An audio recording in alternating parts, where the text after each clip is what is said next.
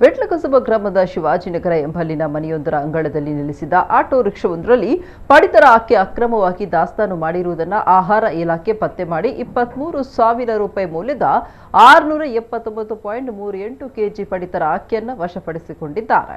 15 plastic ಚೀಲಗಳಲ್ಲಿ ಅಕ್ಕಿಯನ್ನು ತುಂಬಿಸಲಾಗಿತ್ತು.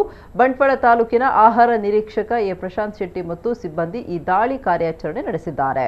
ಪತ್ತೆಯಾದ ಅಕ್ಕಿ ಮತ್ತು ಆಟೋ ರಿಕ್ಷಾವನ್ನು ವಶಕ್ಕೆ ಪಡೆದ ಆಹಾರ ಇಲಾಖೆ ಅಧಿಕಾರಿಗಳು ಮುಂದಿನ ಕ್ರಮಕ್ಕಾಗಿ ವಿಟ್ಲ ಪೊಲೀಸ್ ಠಾಣೆಯಲ್ಲಿ ಪ್ರಕರಣ ದಾಖಲಿಸಿದ್ದಾರೆ.